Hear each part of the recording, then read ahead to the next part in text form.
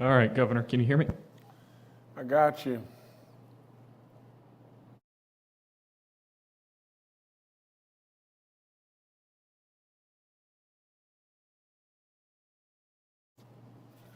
Hello, everyone. It's Wednesday, June the 12th. I know we're a little late getting started, but but there's certain things that jump in and are a little bit more important than everything in lots of ways. Everything's important, but I just had the opportunity to see Abe Bean. And maybe a lot of you don't know the name Abe Bean, but Abe Bean is a hero in West Virginia. He's one of our troopers.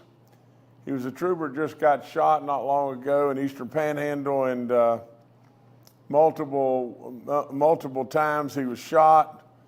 He ended up losing his leg. And Abe was right here in the office, and his whole family, other troopers and everything, other troopers that were involved in this terrible event. But with all that being said, he looked great. And you know, his family, you know, little children, I mean, just his mom and dad, just a lot of really, really good folks that you don't see every day. And to be perfectly honest, I don't get to see them every day. You know, I talk to them on the phone, but when it really boils right down to it, these are the people that we call when we need them the most, don't we? Absolutely, they're the first people we call, and they come running to our rescue. With all that being said, we can't forget them, can we? Absolutely never, ever, ever forget these great heroes.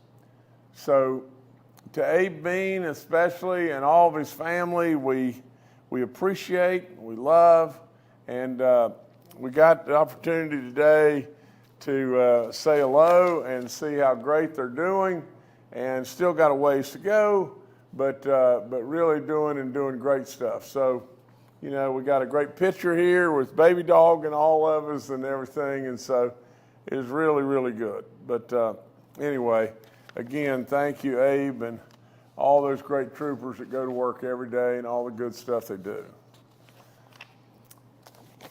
Now, this one's tough too.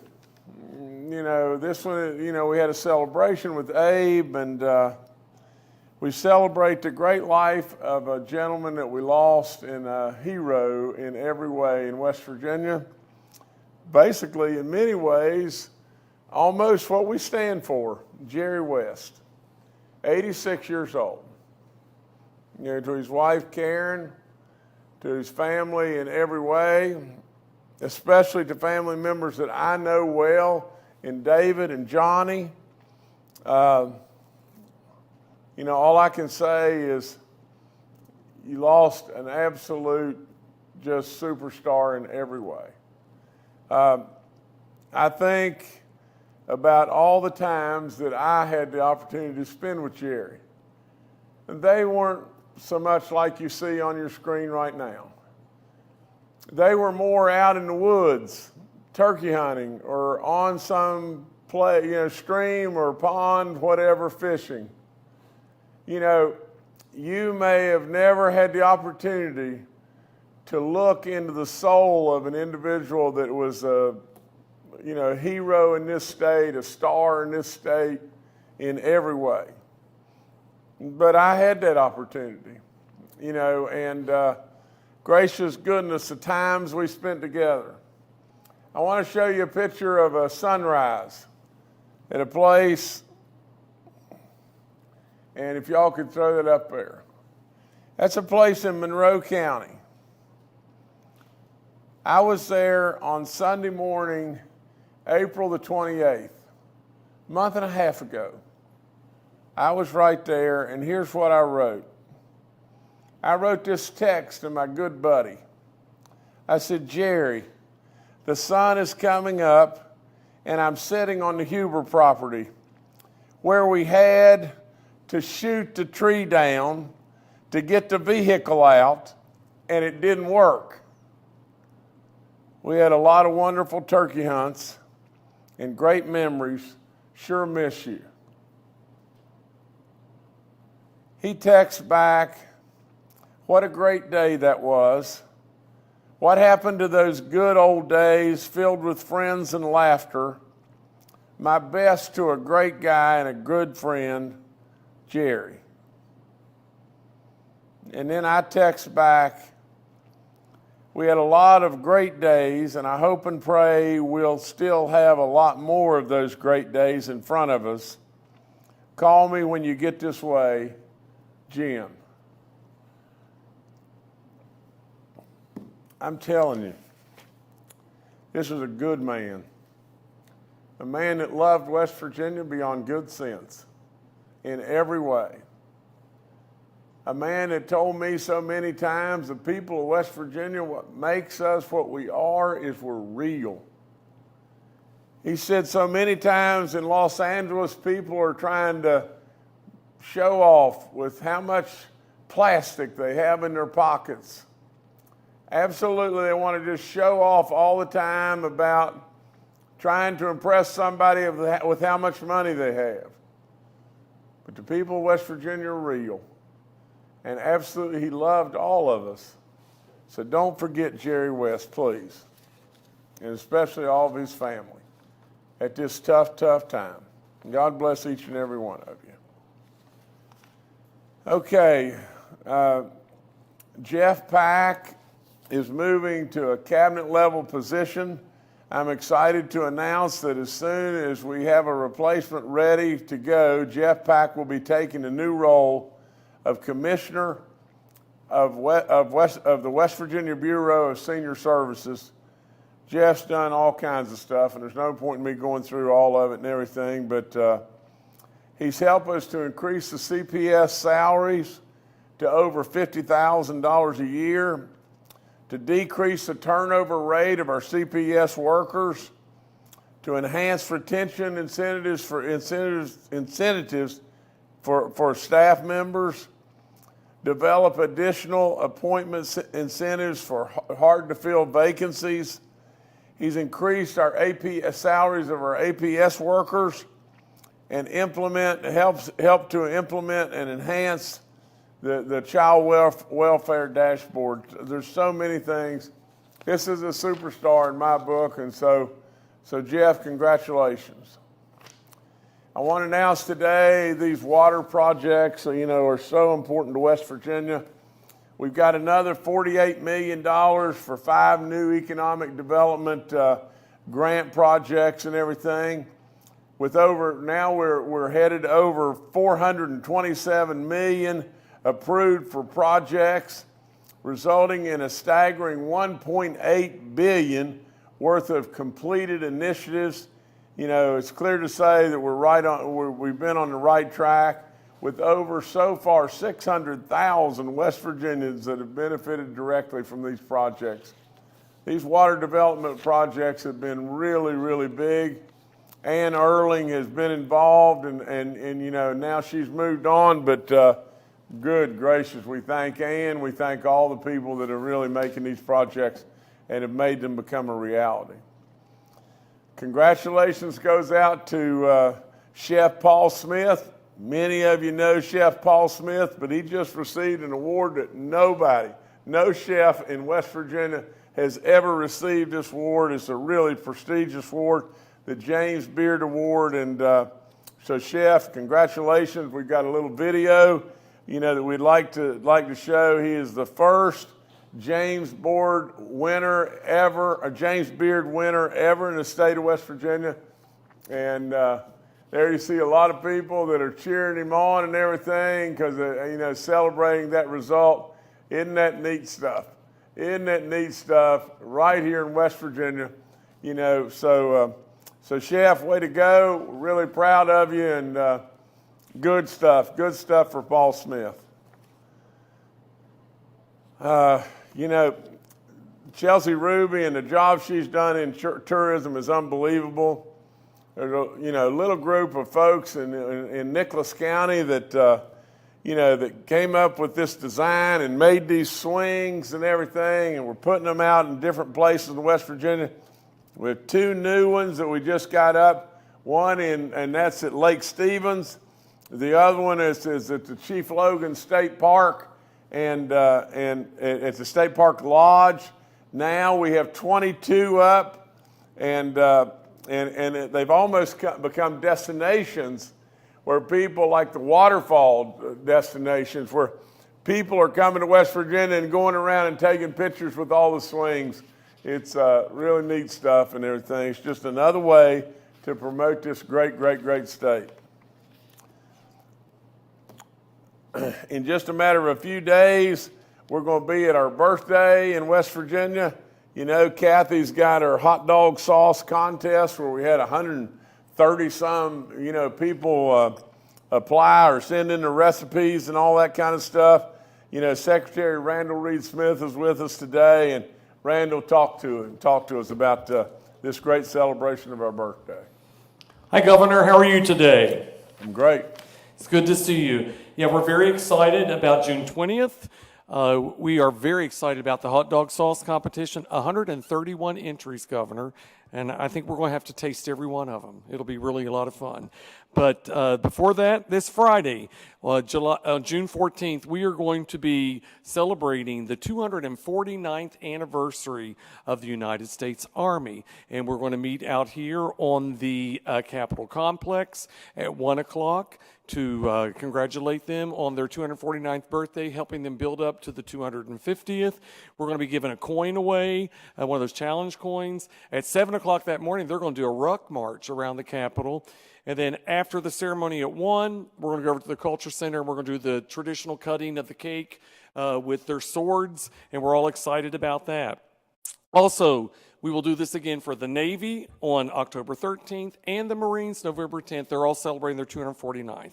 Now, June 20th, Governor, we're going to be upstairs at 10:30 to dedicate the first 4 murals that Cass Gilbert wanted in the Dome. They will have Harper's Ferry. Then we have June 3rd, 1861, Philippi, which was the first battle of the Civil War. We have our music and arts at Seneca Rocks with a frontier wedding chivalry in front of it.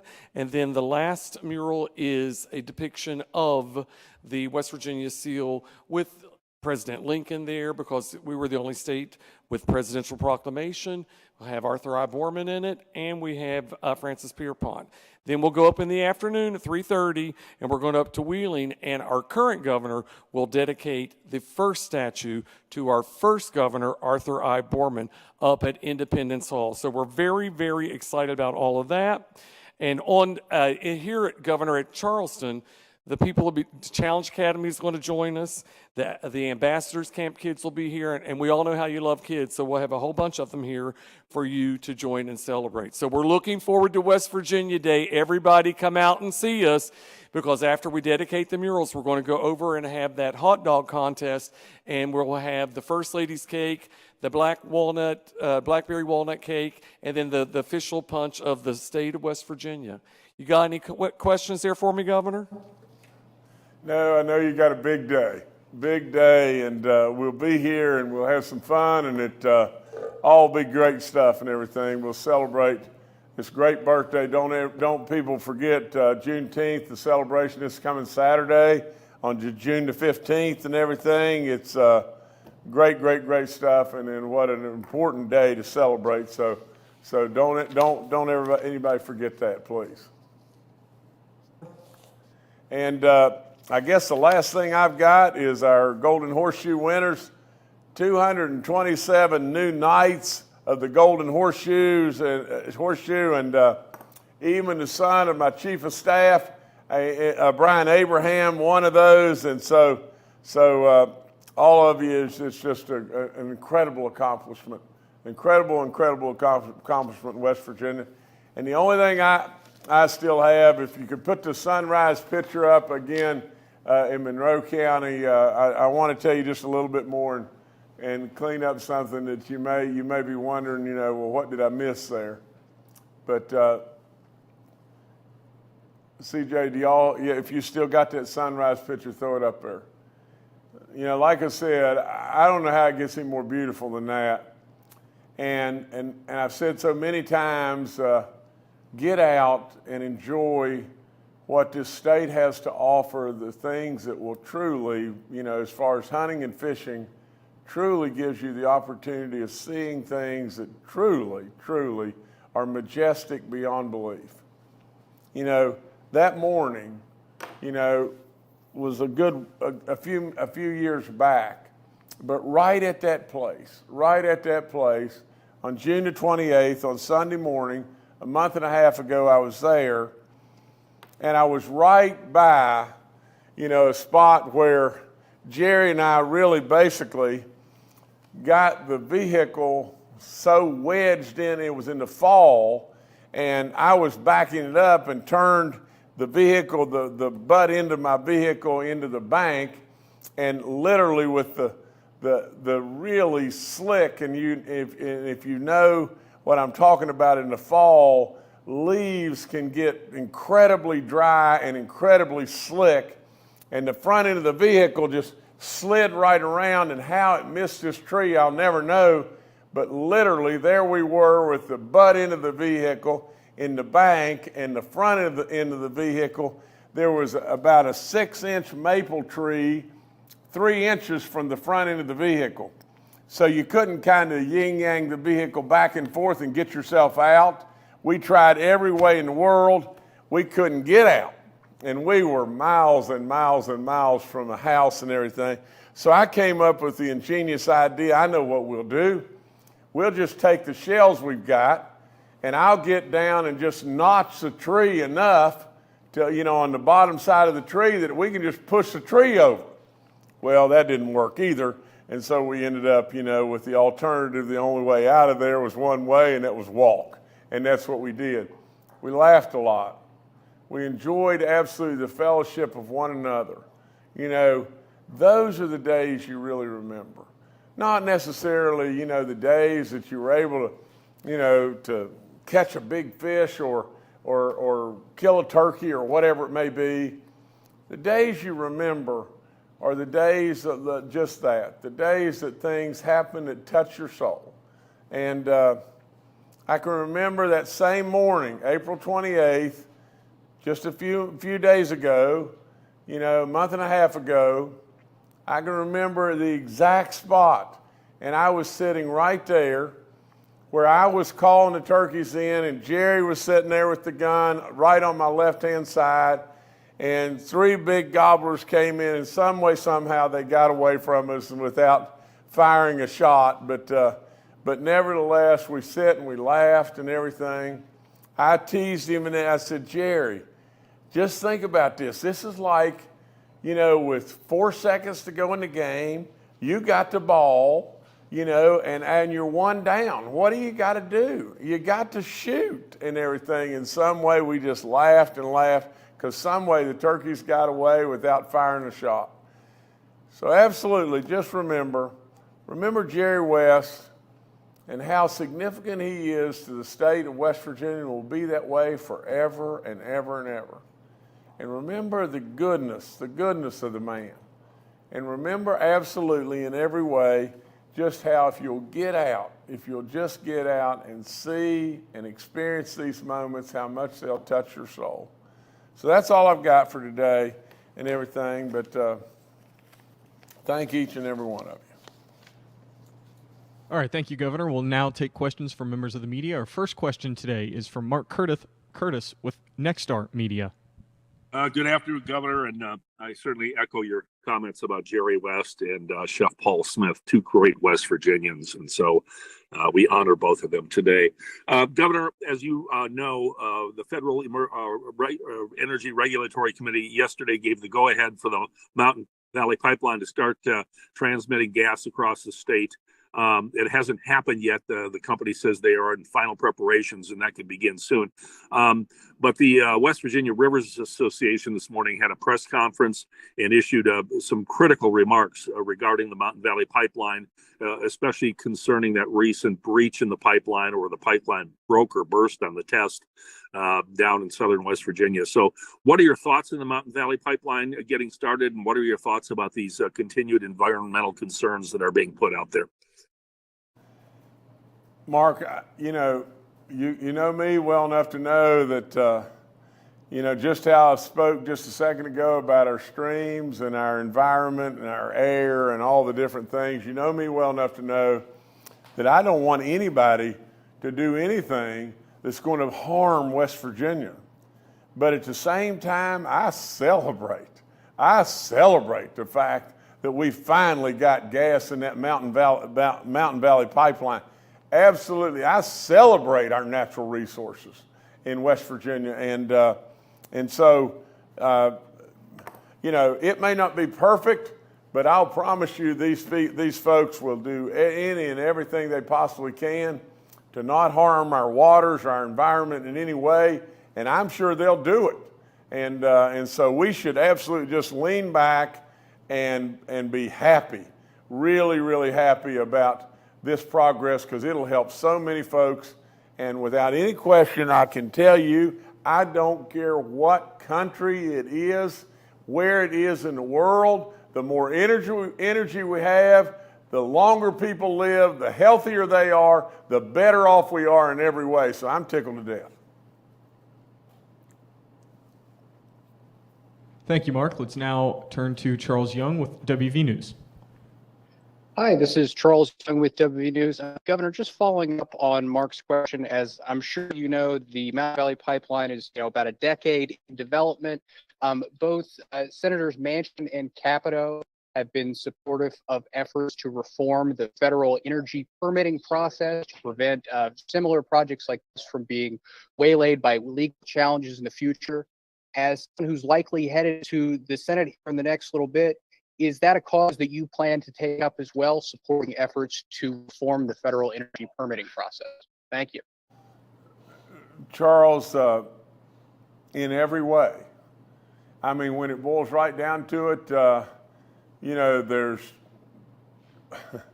to say that Washington is too much red tape and too much litigation and absolute energy insecurity in the United States of America today would be the understatement of all time.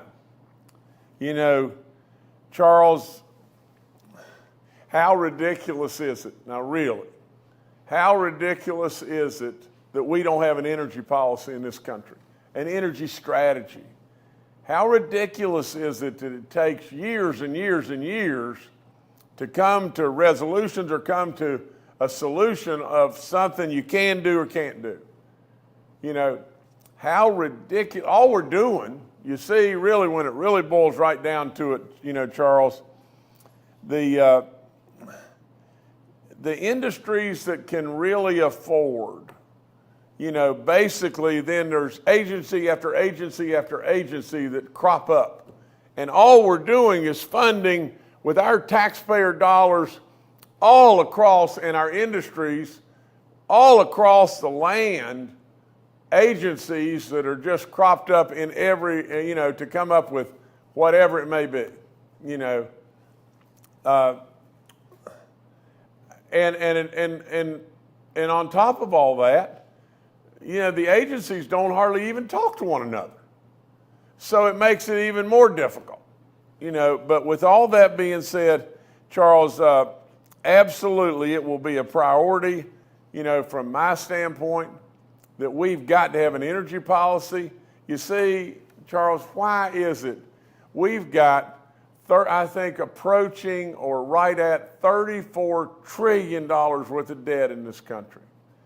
Does anybody in their right mind, you know, I know you've got these nut jobs that believe, you know, that all of a sudden climate change and global warming and everything, and so let's do this. I'll tell you what let's do. Let's shut down all of our coal-fired power plants. Let's absolutely don't use any natural gas, don't use any oil, absolutely, and the whole world will be better. And at the same time, China and India are building coal-fired power plants as fast as they can build them.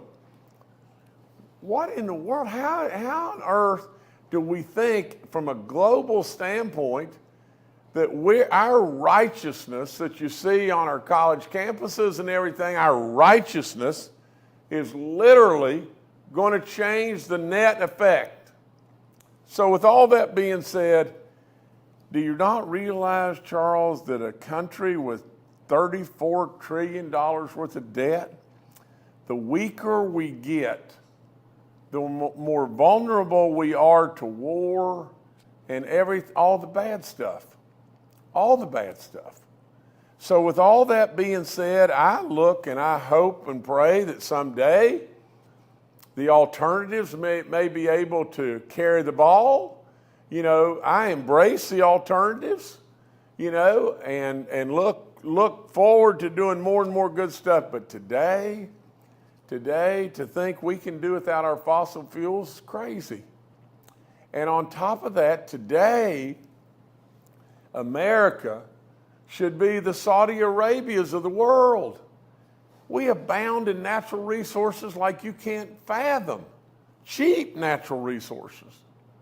You know, 34 trillion in debt, why? Absolutely, to think we're just going to blow our own legs off and let China and India and whatever, you know, impact the earth in a much more drastic way, why? It makes no sense to me. So I'm going to carry the banner as strong as I can possibly carry it. That's for absolute dadgum sure. All right, thank you, Charles. Let's now turn to Leslie Rubin with WCHS TV, Fox 11. Governor, late Monday night, Boone County prosecuting attorney Dan Holstein filed a motion with the court alleging that 6 documents were shared with him via email from the general counsel for the Department of Human Services in response to a judge's order to provide information to him and others in reference to the ongoing criminal investigation of Julie Miller. As we all know, she's the mother who's accused of child neglect leading to the apparent starvation death of Kennedy Miller. Holstein said he has reason to believe the information shared with him could be in direct violation of the judge's order, given that it could have been illegally obtained by DOHS. He says no one has responded to him from the state, and he's been given no confirmation about the contents of the email, leading to him filing that motion in court. He also alleges an attorney from your office told Miller's attorney that they couldn't comply with the judge's order. Now, as you know, this is a very strange situation given the prosecutor for the state is alleging the state could be in contempt of court. So what's going on here? Did your office or DOHS violate a judge's order in sharing that information? And if not, why won't the lawyer for DOHS just respond to him and say that all is good and it's fine and he should open the documents? Well, let's be really fair. First of all, we've dug and we've dug and we've dug, and I think what we've found is, you know, ways that we can make things better. But I don't think we've found anything where Jim Justice's office and everything has been trying to hide anything from you. There's no way. You're not going to find that. You know, I'll promise you, I guess people make mistakes, but I'm not going to be somebody that's going to contribute to doing anything that's not fully transparent. Now, we do that. We do that nonstop. Brian Abraham, my chief of staff, is with us today and knows absolutely a whole lot more about this because he was my general counsel for a long, long time. And I want Brian to come on and speak with you about exactly the issues that you've brought to our attention here that we already know and I know a great deal about, but Brian knows it better. So Brian, talk to us. Thank you, Governor. Leslie, let me first reiterate that the governor's office nor DOHS is a party to that criminal action in Boone County, as we've said all along. This is a criminal case in Boone County. Now, I've known the judge down there for a very long time, and I have a great deal of respect for that judge.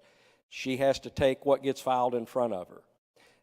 The case last week that was filed asking for an injunction to stop the press conference should have never been filed in Boone County. West Virginia law requires any case against a constitutional office holder has to be filed here in Kanawha County. Nonetheless, they took that up, which generated this order saying that material had to be turned over from DOHS. I'm advised that material was provided to the prosecutor. That's normal protocol, but the prosecutor, doing the right thing, wanted to make sure that he didn't get information he shouldn't have. I got on a phone call myself personally yesterday with both attorneys and the judge, and it was agreed that all material would be turned over to the court, and the court would give each party what it was they were entitled to. why there was a filing for, contempt or anything like that. Yeah, we're not parties to the case. If it ever got to a point where we had to question the court's jurisdiction regarding this governor's office, we would do that.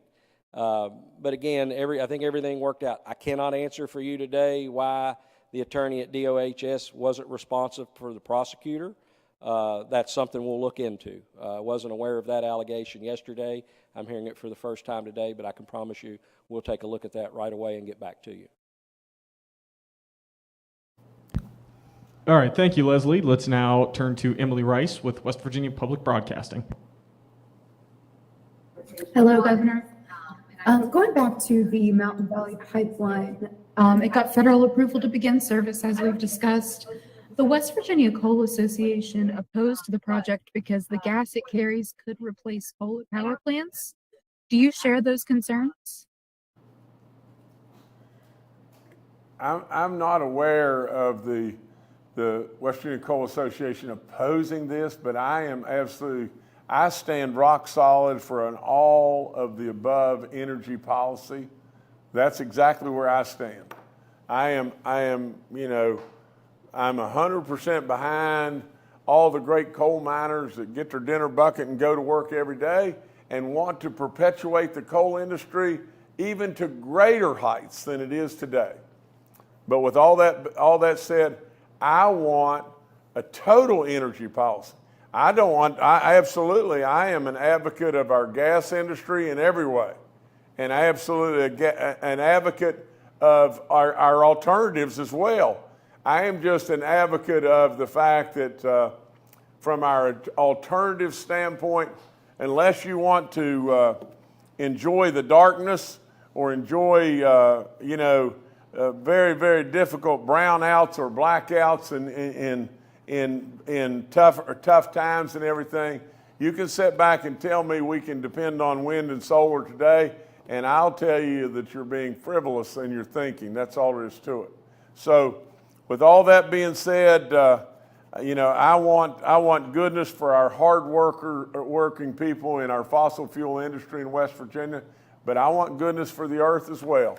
And so with all that being said, I think we have got to have an all of the above approach to energy and absolutely just make it better and better and better in every way for all of us.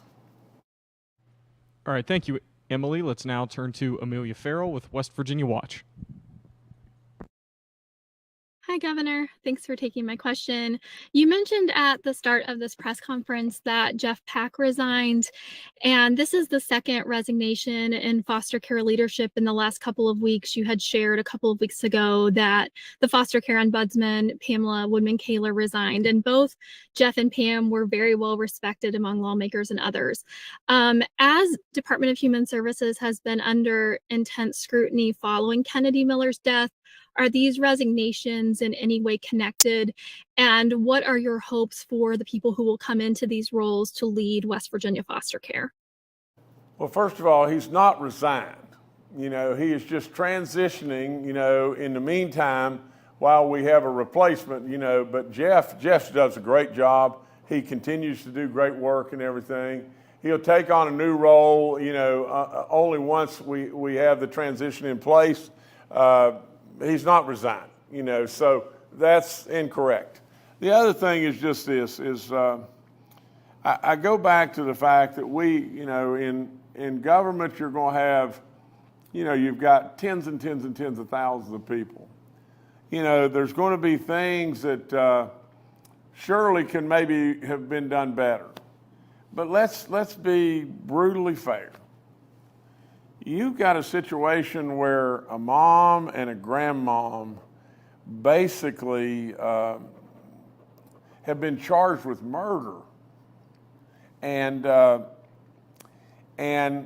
sure, I guess there is ways that, the state police or the school system or the DHHR or whomever it may be could have done better.